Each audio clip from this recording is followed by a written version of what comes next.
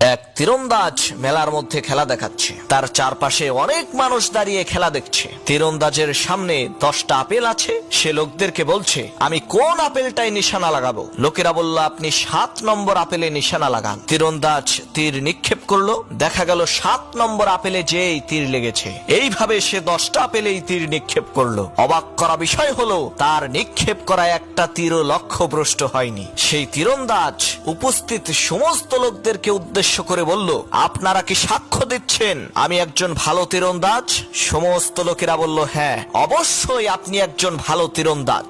সেই তীরন্দাজ বলল, তাহলে আপনাদের মধ্য থেকে মাত্র একজন মানুষ আমার সামনে এসে দাঁড়ান, আমি তার মাথার উপরে একটা আপেল রেখে তীর নিক্ষেপ করব। তার এই প্রস্তাবে একজন মানুষও রাজি হলো না, কারণ যদি নিশানা ভুল হয়ে যায় তাহলে তো কেল্লা ফতে। সেই মেলার মধ্যে একজন ছোট বাচ্চা ছিল। সে এসে তীরন্দাজের সামনে দাঁড়িয়ে বলল, আমি রাজি আছি, আমার মাথায় আপেল রেখে আপনি তীর নিক্ষেপ করেন। ছোট বাচ্চার এই কথা শুনে মেলার সমস্ত লোকেরা অবাক হয়ে বলতে লাগলো, সর্বনাশ, এত ছোট একটা বাচ্চা, তার এত সাহস আসলো কোন জায়গা থেকে? তীরন্দাজ সেই ছোট বাচ্চার মাথায় আপেল রেখে তীর নিক্ষেপ করলো। দেখা গেল তীরটা আপেলেই লেগেছে। এই দৃশ্য দেখে মেলার সমস্ত লোকেরা সেই ছোট্ট বাচ্চার তীরন্দাজকে বাহবা দিয়ে বলতে লাগলো, এই মেলার এতগুলো মানুষের কেউ সাহস পেল না, এই ছোট্ট বাচ্চাটা সাহস পেল কিভাবে? তখন সেই তীরন্দাজ বলল, শোনেন, আপনাদের প্রত্যেকেরই আমার প্রতি বিশ্বাস ছিল যে আমি তীর নিক্ষেপ করলে আমার তীর লক্ষ্যভ্রষ্ট হবে না,